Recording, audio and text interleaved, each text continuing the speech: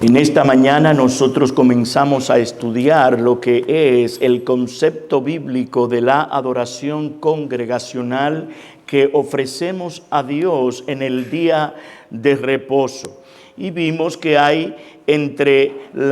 vimos que es urgente y necesario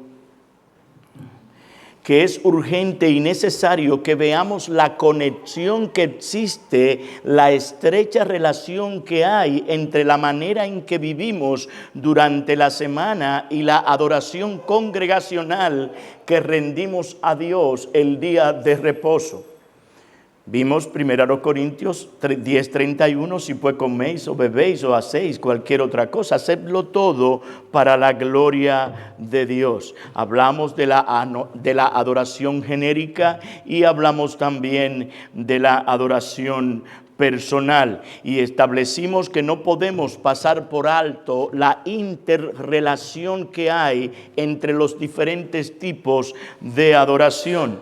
En esta hora entonces me voy a pasar al segundo punto principal, que es que hoy vamos a considerar la naturaleza de la adoración congregacional.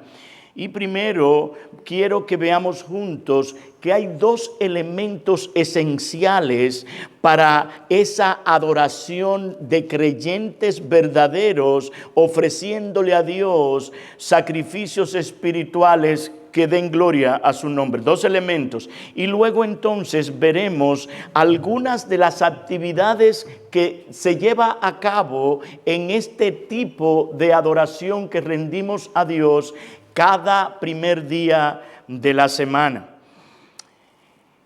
Si fuéramos a definir lo que es la adoración como lo define el diccionario de la Real Academia Española, lo define de la siguiente manera: es el homenaje al Ser Supremo a través de la adoración, confesión y acción de gracias.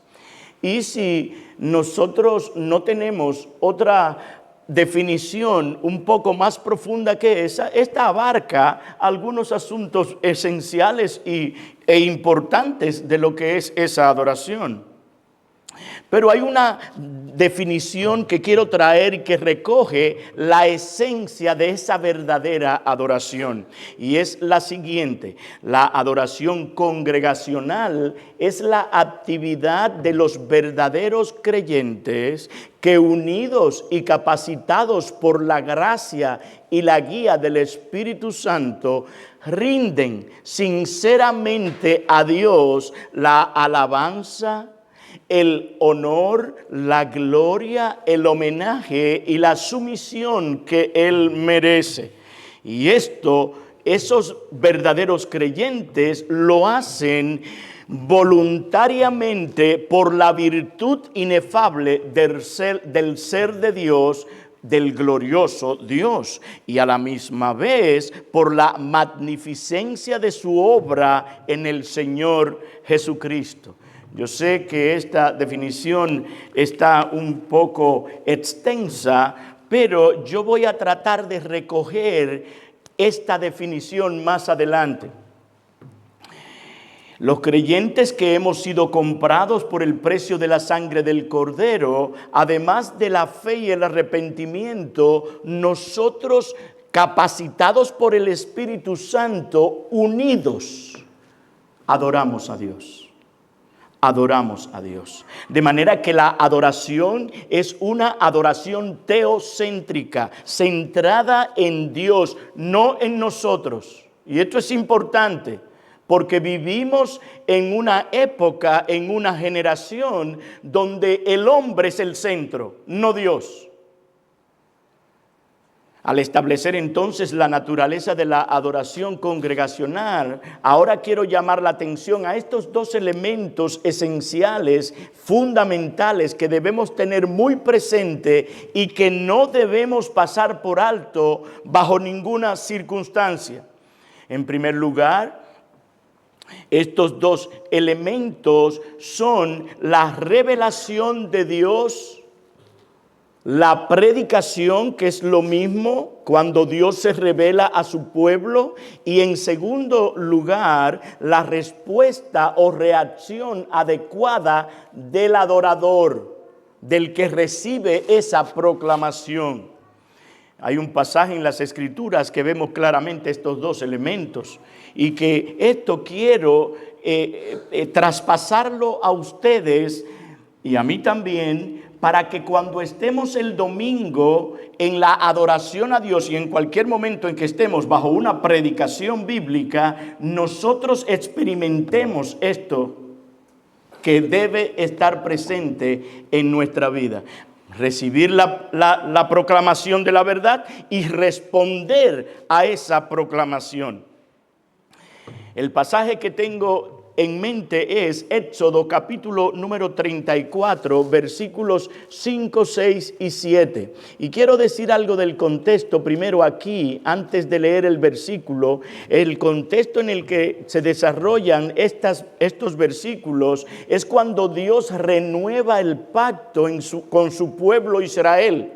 Ustedes se acuerdan que cuando Dios escribió la primera tabla, Moisés la rompió por el problema que hubo con el becerro que hizo Aarón al pueblo. Entonces Dios le dice a Moisés que prepare de nuevo las tablas y para Dios volver a escribir los mandamientos de nuevo. Entonces estos versículos nos muestran la reacción de Moisés ante la revelación y proclamación del nombre de Dios. Leo el verso 5 de Éxodo 34. Dice: y Jehová descendió en la nube y estuvo allí con Moisés, proclamando el nombre de Jehová.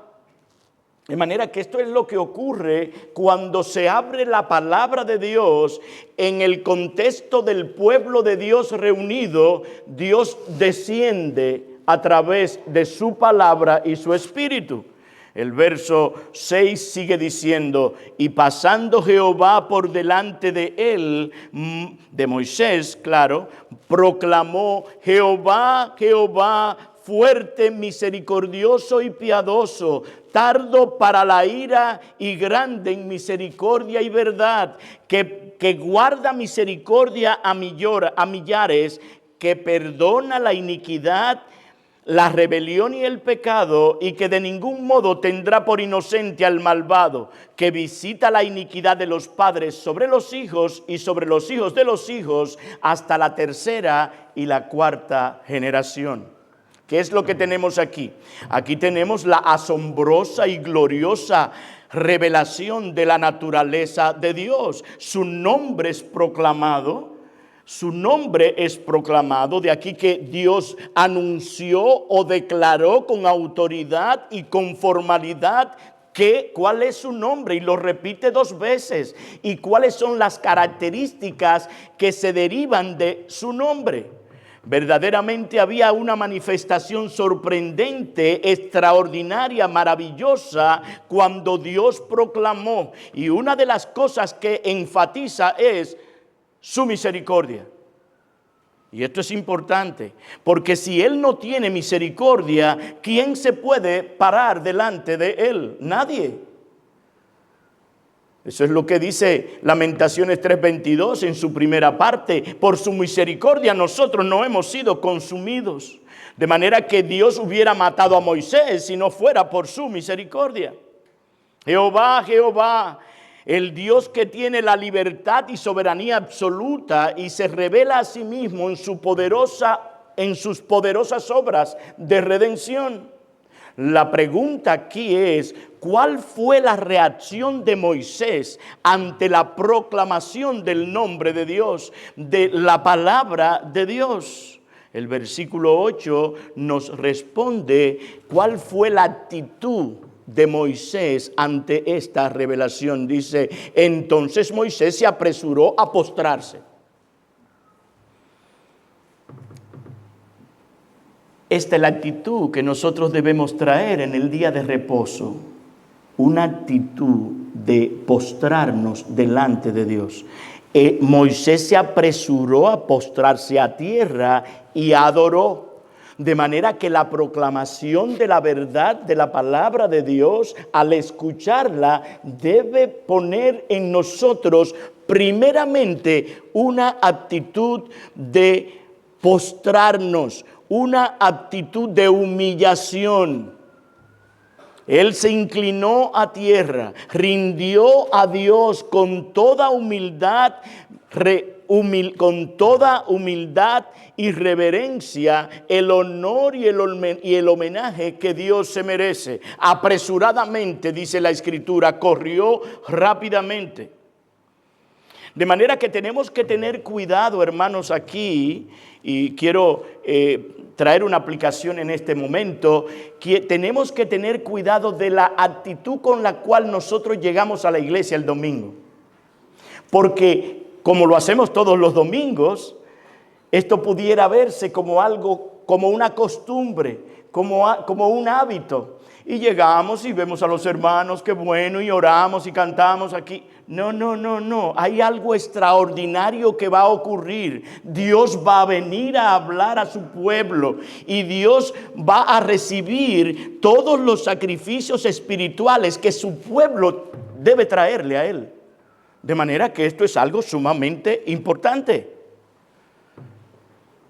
Pero no solo eso hizo Moisés, sino que hay algo más que hizo ante la revelación de la santidad, justicia y misericordia de Dios. Esto lo llevó a reconocer su propio pecado y a confesar su pecado y los pecados del pueblo.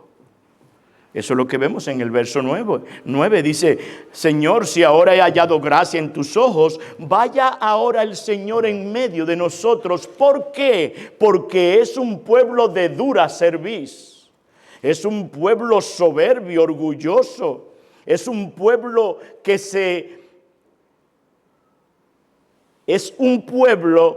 está en contra de hacer la voluntad de Dios. Nosotros tenemos un corazón que se opone a hacer la voluntad de Dios de una manera natural. El pecado remanente está en nosotros.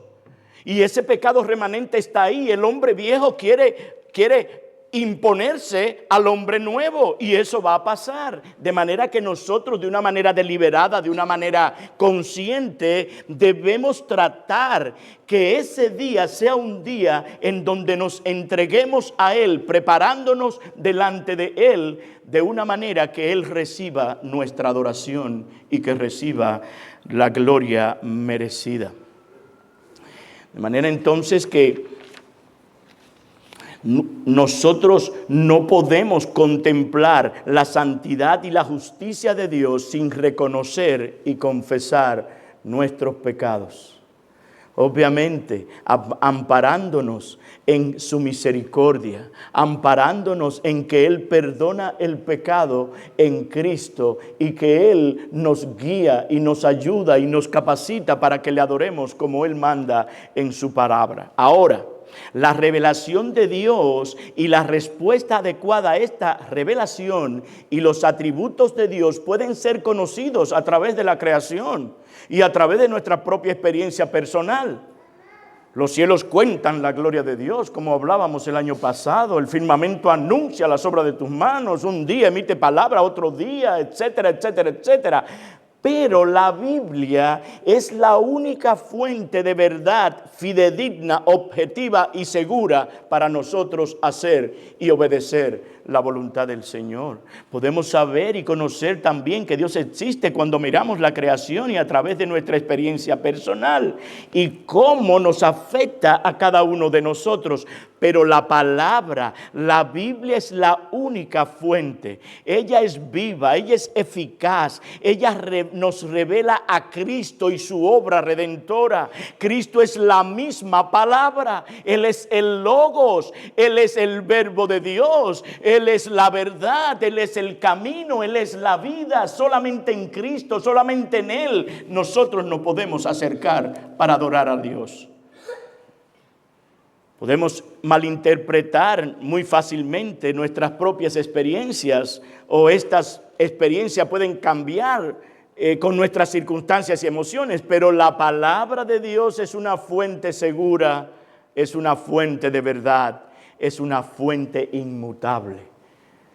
Y allí es que tenemos que concentrarnos en todo lo que tiene que ver con nuestra conducta aquí en esta tierra. Esta es la razón por lo que la Biblia debe tener la preeminencia en la adoración congregacional. Por eso es que nosotros le dedicamos más tiempo a la predicación y no a los cánticos, a la predicación y no a otra cosa. No es la música, no es la Biblia, no son las actividades, es la predicación o proclamación de la palabra de Dios la que debe tener preeminencia, porque a través de la palabra es que nosotros vamos siendo transformados de gloria en gloria a la misma imagen del Señor Jesucristo. En ninguna parte del Nuevo Testamento se le da más importancia a la música por encima de las Escrituras, como hacen muchos círculos evangélicos en el día de hoy. Tenemos que cantar, es verdad, pero sin poner un énfasis desmedido en la música. Nosotros cantamos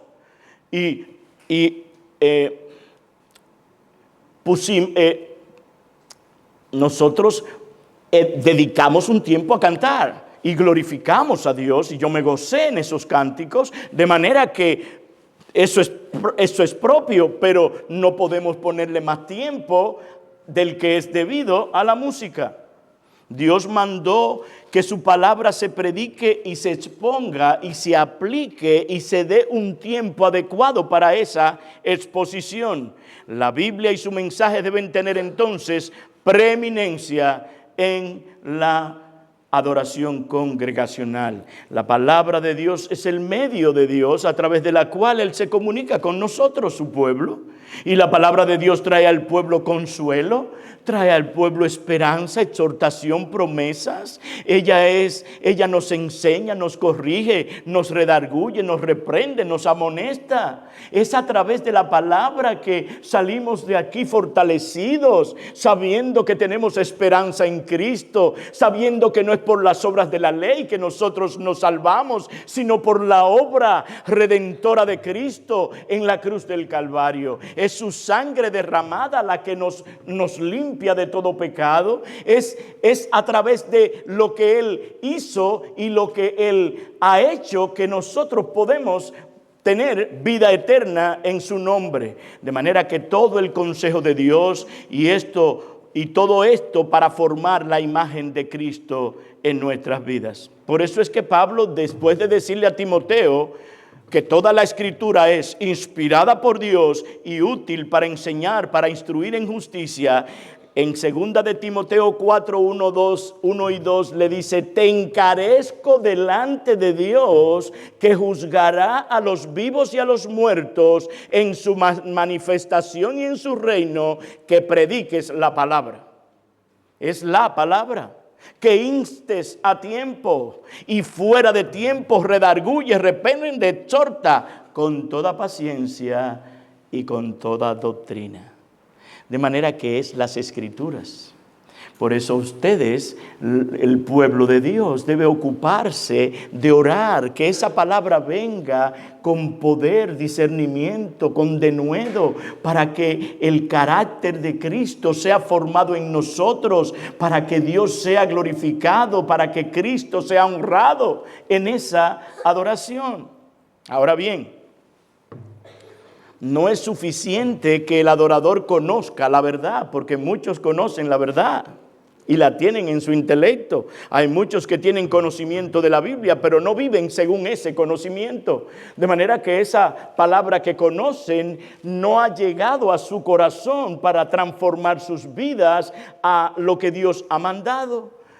Es a la vez traer una respuesta bíblica a Dios. El adorador tiene que entender la verdad, comprender la verdad, y entonces debe ser el resultado de una comprensión salvadora y transformadora de la verdad acerca de Dios. Debe haber una impresión en el corazón del que oye, de tal forma que Después de estar preparado, esa palabra llega y dice, sí, es para mí esa palabra. Es a mí que me está hablando y ¿qué debo yo hacer con esta palabra? Y entonces orar a Dios por sabiduría para ponerla por obra. Entonces, según nuestra definición que traje, la adoración congregacional es la actividad de los verdaderos creyentes. Es la actividad de los verdaderos creyentes. El Señor Jesucristo dice en Juan 4:23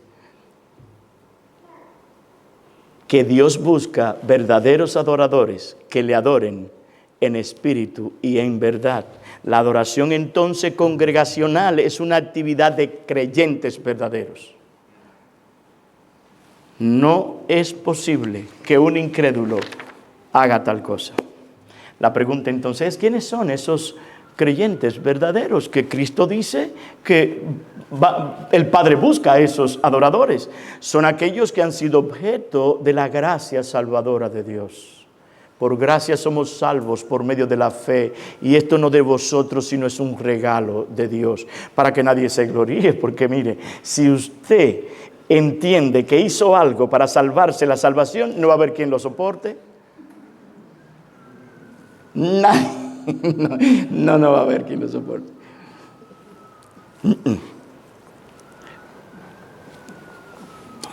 Yo recuerdo hace casi 12 años, recién llegué a la ciudad de Lawrence, estaba predicando sobre la salvación que es en Cristo Jesús. Y en un momento del sermón yo dije, porque nadie toma su decisión para venir a Cristo y salvarse. Había una señora que estaba ahí, y bueno, yo terminé mi sermón y eso, y cuando mire, yo decidí hace tantos años salvarme. Y usted no me diga a mí que yo no volvió más. Volvió, la perdí. La perdí. No volvió. Ni porque yo yo traje las escrituras para decir por qué nosotros no decidimos esto, porque usted está muerto en sus delitos y pecados y ningún muerto puede hacer nada. Entonces, pero es así. De manera que esta adoración es para verdaderos adoradores. Ellos han sido librados de la culpa del pecado, del dominio del pecado, de la contaminación del pecado y de las consecuencias eternas que el pecado trae. Esas consecuencias que llevan al infierno a aquel que muere sin Cristo. De manera que los corazones de ellos han sido purificados por la sangre de Cristo. Y ahora tienen un nuevo corazón. Ahora tienen un corazón de carne. Y Dios quita el corazón de piedra y pone un corazón de carne. Y su Espíritu viene a morar en nosotros. Es eso lo que enseña Ezequiel 36, 25 y 26.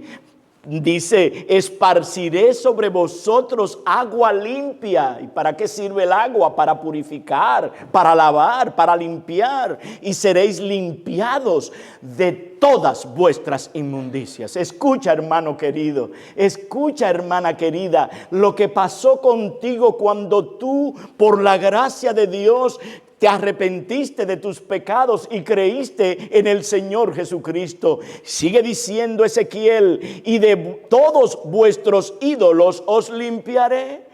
Os daré corazón nuevo y pondré espíritu nuevo dentro de vosotros. Y algo más, quitaré de vuestra carne el corazón de piedra y os daré un corazón de carne. Y pondré dentro de vosotros mi espíritu. Y haré que andéis en mis estatutos, y haré que guardéis mis preceptos, y haré que los pongáis por obra. Este es un verdadero adorador hecho por Dios. Yo no sé si te diste cuenta que Dios está diciendo que es Él que va a hacer que tú hagas todo lo que tú haces. No sé si te diste cuenta. Pondré dentro de vosotros mi espíritu, haré que andéis en mis estatutos y guardéis mis mandamientos y los pongáis por obra. De manera que qué bueno es el Señor. todo lo hace Él, desde el principio hasta llevarnos a la gloria. Alabado sea su nombre. De manera que nosotros al oír estas cosas debemos prorrumpir dando gloria al Señor por la salvación tan grande que en Cristo Él nos ha dado. Alabado sea su nombre. Entonces estos creyentes ahora tienen un corazón regenerado y ahora sienten amor sincero por Dios. Ahora desean y quieren honrar y alabar a Dios. Ahora quieren predicar a Cristo y a este crucificado. Estos creyentes ahora unidos como iglesia local adoran y entregan y expresan su adoración a Dios en espíritu y según la verdad. De manera que esta unidad es una unidad espiritual. Es una unidad espiritual, de manera que son verdaderos creyentes y unidos. Unidos. Esto nos lleva entonces a nuestro próximo punto de que estos que han sido objeto de la gracia de Dios, unidos, adoran a Dios. Y este es un punto sumamente importante, porque tenemos que estar en la misma página. Por eso es que las iglesias bautistas reformadas tomamos tiempo para que aquellas personas que llegan a nuestro contorno puedan entender bien esta doctrina y puedan oír, ver cómo nosotros entendemos la verdad para que ellos se puedan unir a esto, porque si alguien no está unido a esta verdad, entonces vamos a estar disparejos. El Señor Jesucristo en su oración sacerdotal nos ora al Padre por esta unidad. Y esto es interesante porque el Señor entendió la importancia de esta unidad para su iglesia local y entonces Él clama al Padre. En Juan 17, 20 y 21 dice: mas no ruego solamente por estos, los discípulos, sino también por los que han de creer en mí por la palabra de ellos, para que ellos sean uno. Como tú, oh Padre, en mí y yo en ti, que también ellos sean uno en nosotros. Esto es un misterio. Y hay un propósito aquí muy claro y específico y enfático que el Señor llama la atención para que el mundo crea.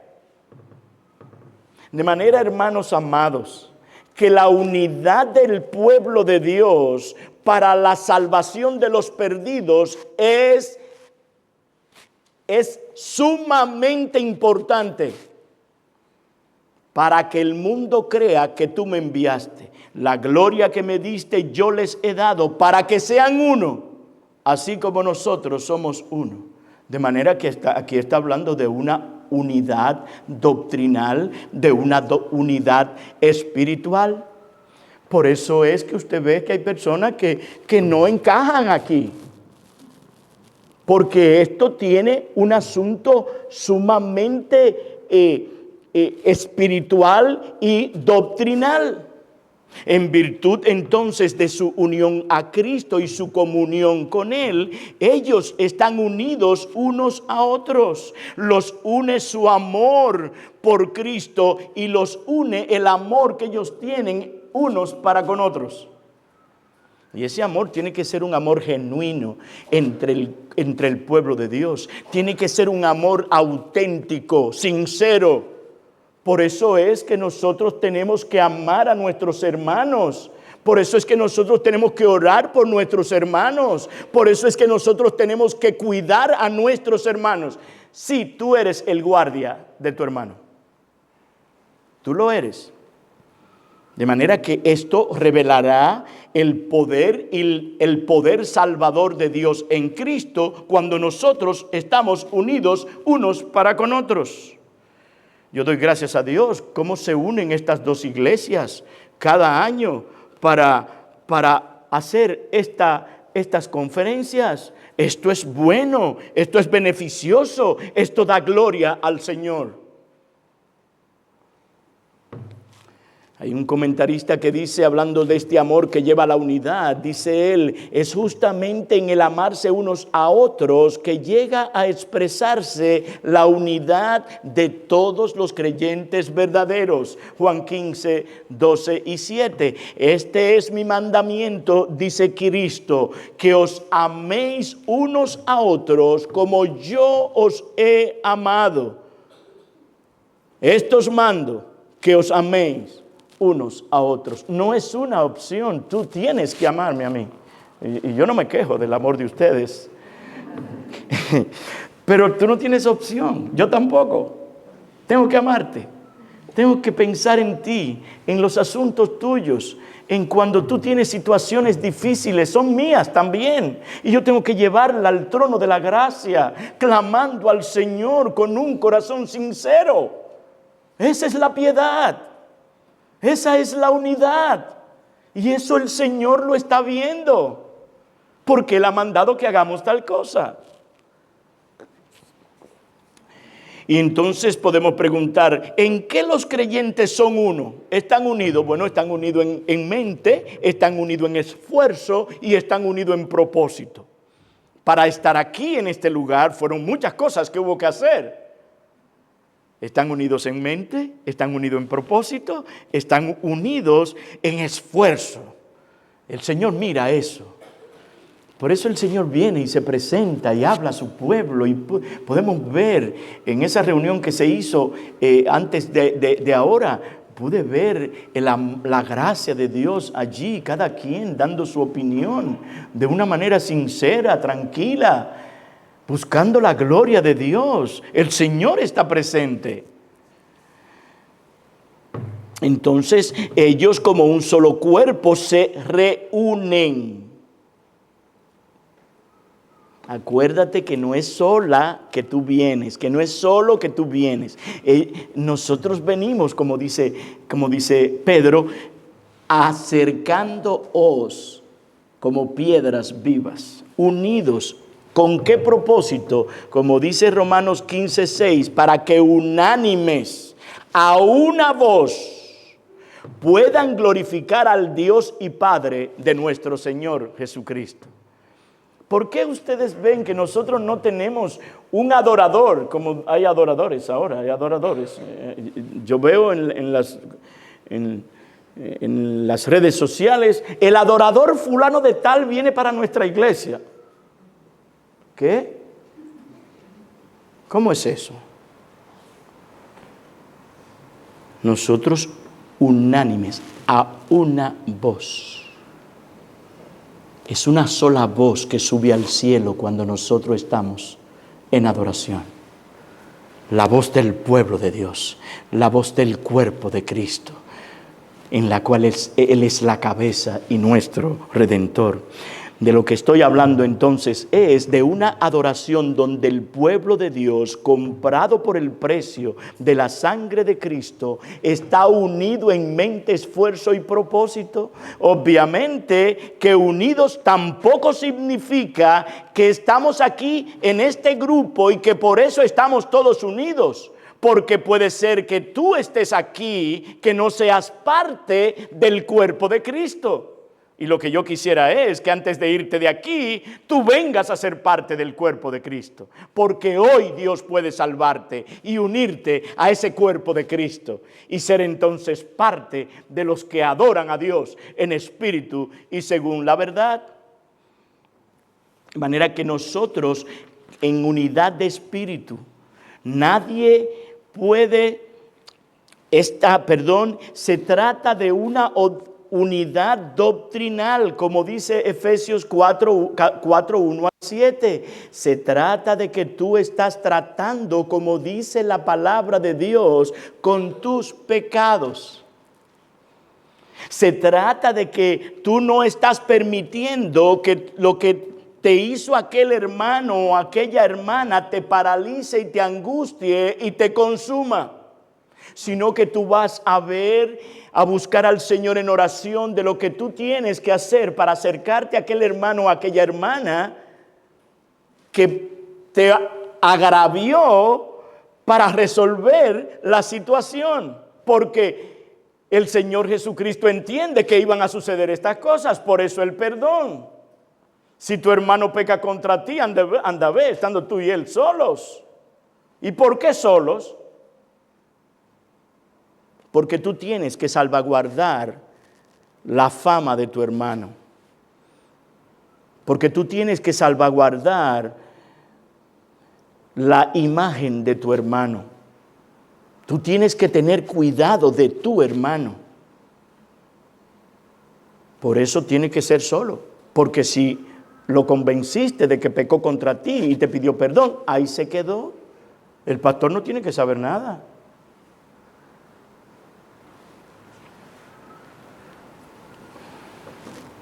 Tú estás tratando bíblicamente como Cristo ha mandado con el pecado, y entonces te vas a presentar delante de Él con una conciencia tranquila, con una conciencia limpia delante de Dios y delante de los hombres. Santiago dice que todos ofendemos muchas veces. Pero el propósito aquí es que nos presentemos unidos a esta congregación, a esta adoración congregacional, que no le demos lugar al diablo, que si ofendiste a tu esposa, por ejemplo, o a tu esposo, pídele perdón. Resuelve, como dice la Escritura, antes que anochezca o antes que amanezca. Entonces, ¿qué es lo que el Señor pide aquí? Que cuando lleguemos a este lugar de adoración, unánimes, unidos, sin hipocresía ni falsedad, con sinceridad de corazón, unidos, le alabemos y le adoremos y le ofrezcamos a Él sacrificios espirituales que den gloria a su nombre. Entonces la adoración congregacional es la actividad de los verdaderos creyentes que, unidos y capacitados por la gracia de Dios y por la guía y la gracia del Espíritu Santo, el cual capacita para rendir a Dios la adoración que Él manda y que Él merece. Entonces aquí pasamos a nuestro próximo punto, que esos adoradores, creyentes adoradores, son capacitados por el Espíritu Santo de Dios para ofrecer esa adoración. Fíjense cómo vamos hablando. Son creyentes verdaderos, luego están unidos y luego capacitados por el Espíritu Santo de Dios. De manera que tenemos que vivir y estar en el día del Señor con un espíritu de oración, pidiéndole al Espíritu Santo que nos capacite. Filipenses capítulo 3, verso 3, la Biblia de las Américas dice: porque nosotros somos la verdadera circuncisión, que adoramos en el Espíritu de Dios y nos gloriamos en Cristo Jesús, no poniendo la confianza en la carne. Eso es importante. No poniendo la confianza en la carne. Esta adoración entonces no se hace en la carne, sino en el Espíritu. Es espiritual. Y esto es importante porque ahora nosotros vemos adoraciones que participan, que hay mucha participación de cosas físicas.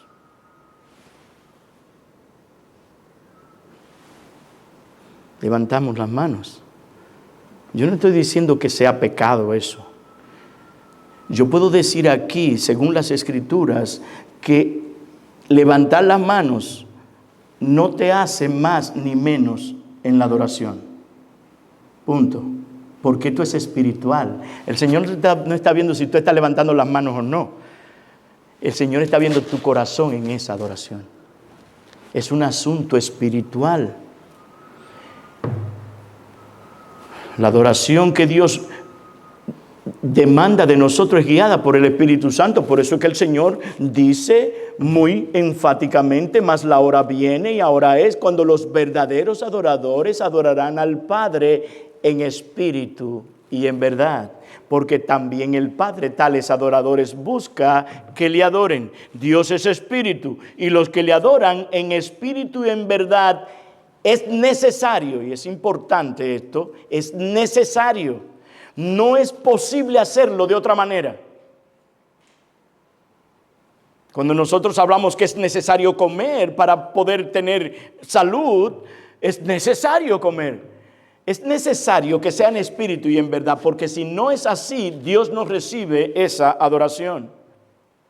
Tú y yo no podemos adorar a Dios sin la gracia, el poder, la influencia y las operaciones del Espíritu Santo.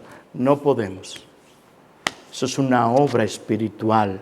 Por eso es que tenemos que haber sido salvados por su gracia y por su misericordia. Esa es la razón por la que es necesario orar a Dios, que Él nos capacite para adorarle como Él manda en su palabra. ¿Por qué? Porque somos muy pronto a distraernos. Somos muy pronto a desenfocarnos.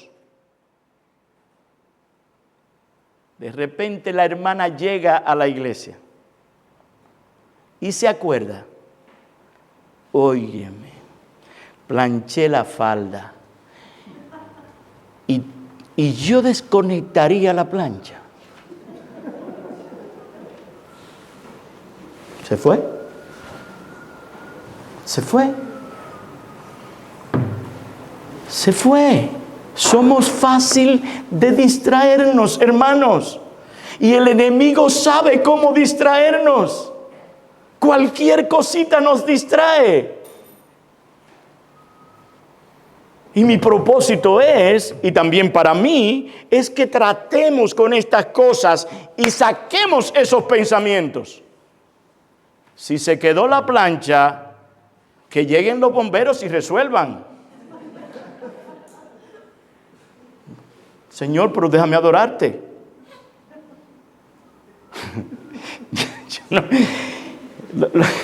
Lo que quiero dejar el punto es que no te dejes distraer, porque van a venir distracciones y van a llegar cosas que pasaron en la semana y que tal vez no resolviste. Hemos estado diciendo desde esta mañana que tenemos que resolver los asuntos pendientes.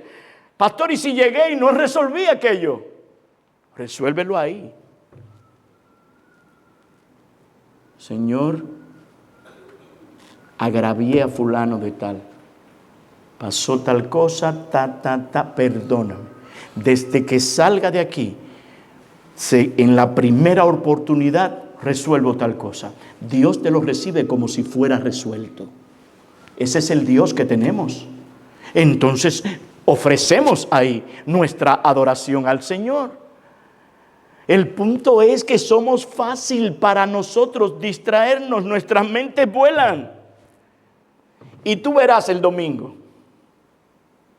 ¿Qué cosas? Van a venir cosas. Acuérdate. Sácalas. A veces si nos preguntan, ¿qué fue lo que cantamos? Ay, ay, ay. Se nos olvida. ¿Por qué? Porque estamos en otro lugar. La mente se va. Estamos cantando, hermanos. Y cuando estemos cantando, eso es parte de la doctrina, para aprender la palabra. Nosotros cantamos la palabra, por eso no cantamos coritos, porque para eso. Entonces tenemos que estar enfocados en cada estrofa, que es lo que estamos cantando, para que eso sea parte de nuestra adoración al Señor y de nuestra edificación delante del Señor. De manera que si el Espíritu Santo no está presente, vamos a recibir otra vez mal la predicación, vamos a ver despropósito, nos enfocaremos en el instrumento y no en la instrucción que trae ese instrumento puesto por Dios. Nos sentaremos ahí no como estudiantes, sino como maestros. Nos sentaremos allí no como discípulos, sino como jueces. Nos sentaremos allí de una manera que no vamos a ser bendecidos por la palabra de Dios ni por el hombre de Dios, porque estamos desconectados.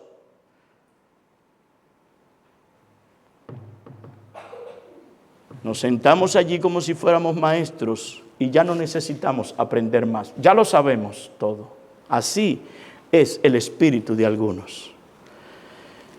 Cuando nosotros predicamos, tratamos, según la luz que el Señor nos ha dado, tratamos de traer la aplicación para que a través de la palabra tu vida y la mía sean transformadas a la imagen del Señor. La meta es ser como Cristo. La meta es pensar como Cristo. La meta es tomar las decisiones como las toma el Señor Jesucristo. Entonces ese es el propósito que traemos, por lo que traemos la verdad. Si el corazón no está, no hay adoración. Eso fue lo que pasó con el pueblo de Israel. Dios no aceptó la adoración. Isaías 29:13, Dios no aceptó la adoración que ellos le dieron porque le faltó este ingrediente fundamental. Se acercan a mí con su boca, pero su corazón está lejos de mí. Este pueblo de labios me honra, pero su corazón está lejos de mí. Piensan que las simples expresiones externas de adoración son suficientes para complacerme, pero se equivocan. En vano me rinden culto, dice el Señor. El Señor no lo recibe, porque Él ha establecido en su palabra lo que Él quiere y lo que Él acepta y lo que Él bendice. Él lo ha establecido. Entonces, que Dios es espíritu es uno de los atributos de Dios y somos llamados a adorarle espiritualmente. ¿Qué significa esto? El término espíritu, como señala un siervo de Dios, es usado para identificar un ser o una sustancia inteligente e inmaterial, uno que carece de las propiedades peculiares de la materia y posee propiedades análogas a la mente humana. En este sentido, Dios es espíritu. La espiritualidad de Dios entonces es el fundamento del segundo mandamiento, del segundo mandamiento en los 10 mandamientos. No te harás imagen, ni ninguna semejanza de lo que está arriba en la tierra, de lo que está arriba en el cielo, ni abajo en la tierra, ni en las aguas debajo de la tierra. No te inclinarás a ellas, ni las honrarás, porque yo soy Jehová tu Dios. No venimos a ofrecer sacrificios a nada material. Dios es espíritu. ¿Y por qué Moisés dice esto en Deuteronomio 20, 4 al 6? La razón que da Moisés para este mandamiento es que ellos no vieron forma alguna cuando Dios manifestó su presencia en el monte de Sinaí. Deuteronomio 4, 12 al 18. De manera entonces que para ofrecer adoración a Dios no es suficiente venir delante de Él de rodillas. No estoy diciendo que no nos podamos arrodillar, pero por ejemplo, veo personas que tienen la costumbre en el culto de adoración público, de cuando llegan a arrodillarse. En nuestra iglesia llegan personas. Entonces, eso no es, yo no puedo decir que sea pecado hacer eso, pero eso no le agrega nada a tú sentarte, bajar tu cabeza y orar al Señor. ¿Me llevan? Eso no le agrega nada. Eso es un asunto simplemente físico que estás haciendo. A veces me pregunto, ¿se arrodillará en su habitación? Eso es una buena pregunta. ¿Se arrodillará cuando está solo o cuando está sola, cerrada la puerta? Como dice Mateo capítulo 6, el Señor.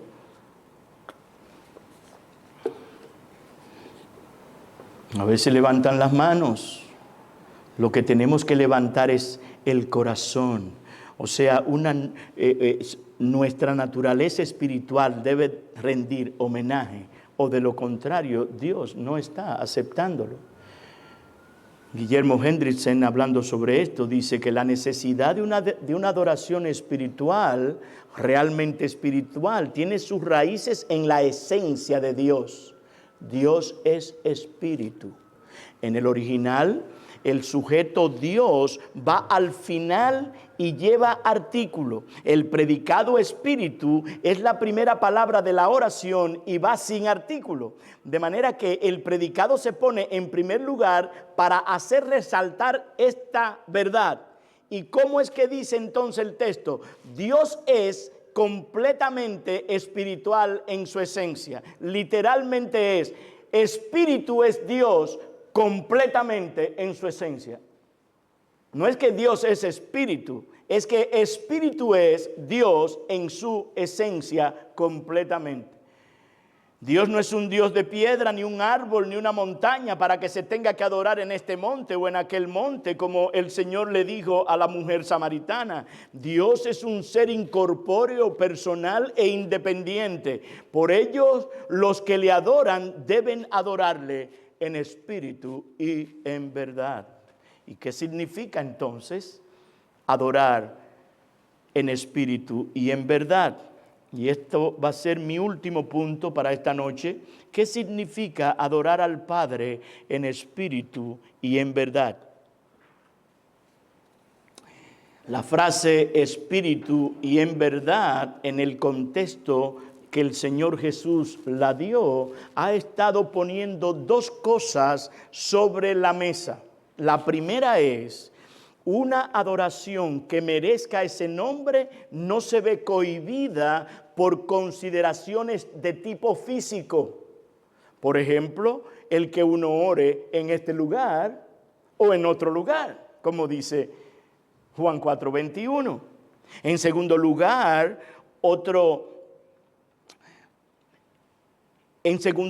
que esta adoración opera en el ámbito de la verdad. Es espiritual y tiene que ser en el ámbito de la verdad. ¿Pero cuál verdad? El conocimiento claro y definido de Dios que se deriva de su revelación especial, la palabra de Dios. En este contexto, entonces, el adorar en espíritu y en verdad solo puede significar, primero, tributar a Dios homenaje en que participe todo el corazón. Como decía esta mañana, todo tu ser, intelecto, afectos y emociones y la voluntad. Todo tu ser. Y segundo, hacerlo en completa armonía con la verdad revelada de Dios en su palabra.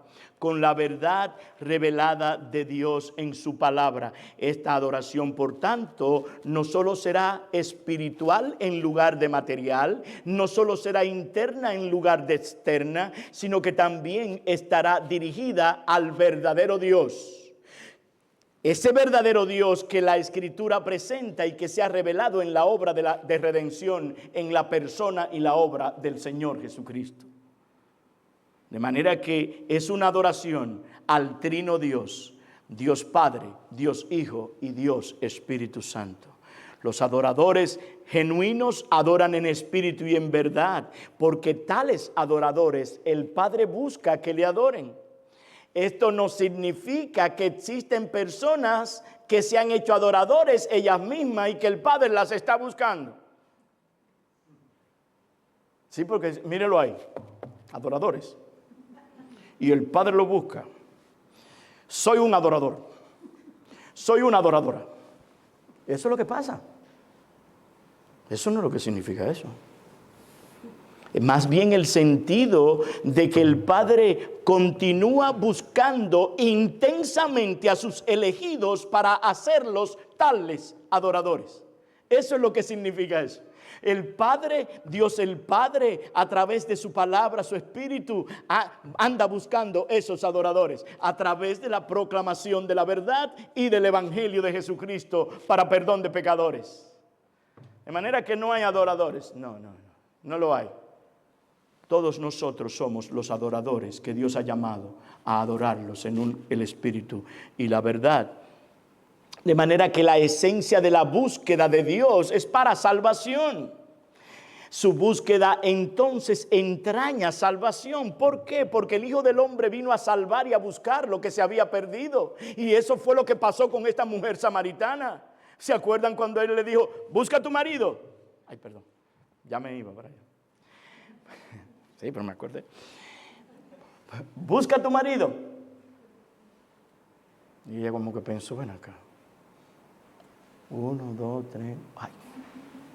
¿Y cómo se lo dijo? Señor Jesucristo, dice la Escritura que era necesario pasar por Samaria. Había una elegida de él ahí y otros que luego fueron salvados a través de cuando esa mujer le testificó y vinieron y hablaron con Cristo y fueron salvados. De manera que es Dios que está buscando esos adoradores. Siempre es Dios quien toma la iniciativa en la obra de la salvación, nunca el hombre.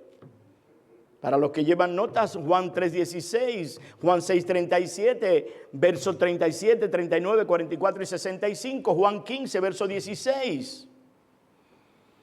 Pero nosotros sabemos que hay círculos evangélicos que le dan énfasis a las cosas externas en la adoración. Y eso está confundiendo a muchas gentes, aún a muchos hermanos nuestros.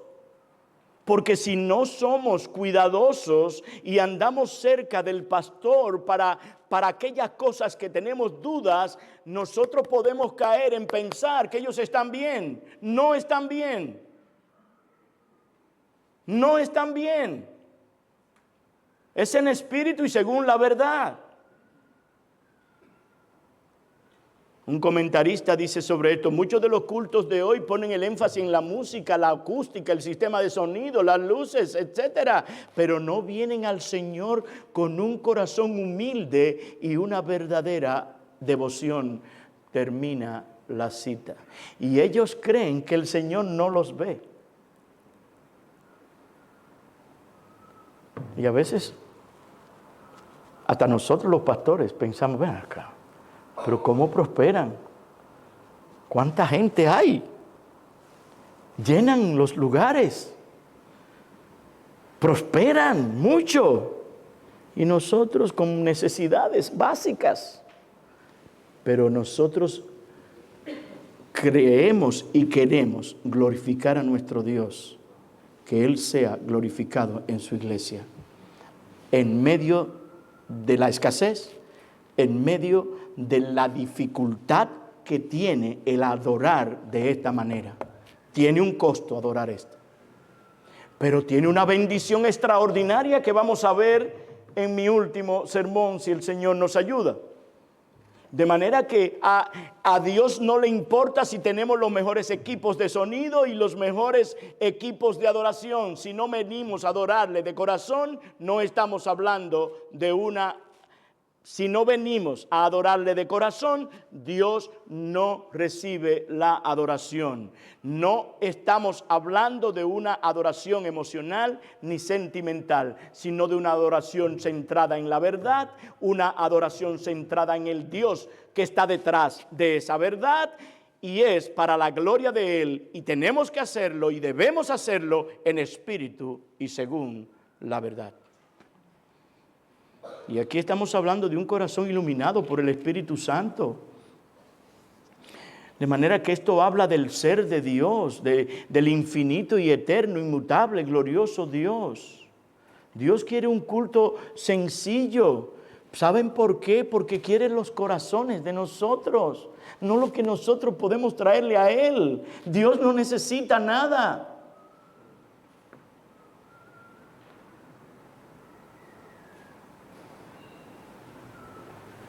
Cuando nos presentamos a Dios de esta manera y pensamos y meditamos en Él, cómo nos ayudó en la semana, cómo vimos nuestras necesidades resueltas, cómo nos cuidó nuestros hijos, nos dio la gracia que necesitábamos para caminar durante la semana, cuánto bien nos ha hecho. Y entonces, ¿qué va a pasar? Que vamos a prorrumpir en adoración a nuestro Dios. Porque Él es bueno y para siempre es su misericordia. De manera que, como dice Santiago, acercaos a Dios según sus términos y Él se acercará a vosotros. Santiago 4:8.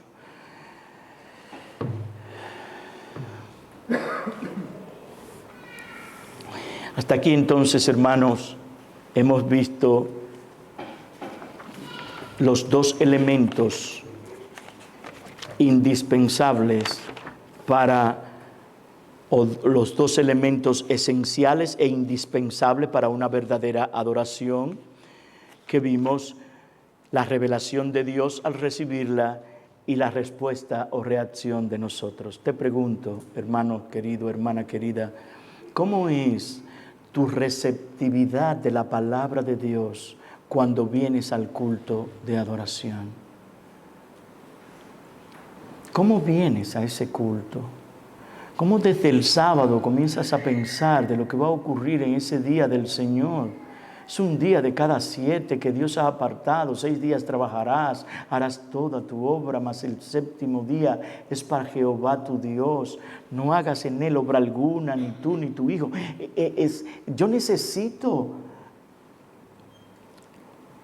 Yo te llamo, mejor dicho, yo te llamo a venir en una adoración consciente y solo a mí en ese día.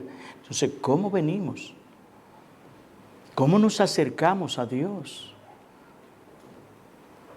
Debemos venir con la expectativa de que Dios estará presente en aquel lugar. Debemos venir con la expectativa de que Él nos hablará al corazón. Debemos venir con gratitud por todos los beneficios que recibimos en esa semana y con el corazón lleno de gratitud, con las manos llenas de gratitud por todos los bienes que Él nos dio en toda esa semana. Y para eso tenemos que ofrecer sacrificios, tenemos que pensar, meditar y reflexionar. También, hermanos amados, debemos venir con gratitud al Señor por su bondad y misericordia, porque nos ha dado hombres para que nos prediquen la palabra. No estamos solos. El Señor demanda esa adoración, pero Él no es como Faraón, que manda a hacer los ladrillos y no da la paja. Él es un Dios generoso, benevolente, y nos da hombres que se pasan tiempo pensando en nosotros, orando por nosotros y estudiando para nosotros la palabra de Dios. De manera que debemos venir en gratitud al Señor, alabando su nombre, dando gloria a su nombre, porque Él es bueno y para siempre es su misericordia. También debemos dar gracias al Señor por los hermanos que nos ha dado, que somos uno en Cristo. Tu dolor es mi dolor, tu alegría es mi alegría, tu condición es mi condición, y eso debe ser algo evidente en nuestras vidas. Que el Señor bendiga esta palabra en nuestros corazones y que Él nos conceda y capacite por el Espíritu Santo el adorarle en espíritu y según la verdad. Oremos. Padre, gracias te damos por tu bondad y por tu misericordia. Gracias porque tu palabra es viva, eficaz, cortante más que toda espada de 2 filos y que penetra hasta lo más profundo y discierne los pensamientos y las intenciones del corazón. Nosotros te adoramos, te bendecimos y te glorificamos y te damos gracias, Señor, por todos los beneficios que tú traes a nuestras vidas. Pero a la misma vez, al escuchar estas cosas, hemos sido convictos de pecados. Perdona nuestros pecados, Señor. Perdónanos todas las veces que no hemos tenido la actitud de Moisés en buscar confesar nuestros pecados y en pedirte que siga con nosotros, caminando con nosotros, para que tú sigas guiándonos en espíritu y en la verdad. Padre, gracias por los hombres que tú nos has dado. Gracias por los hermanos, gracias por las hermanas.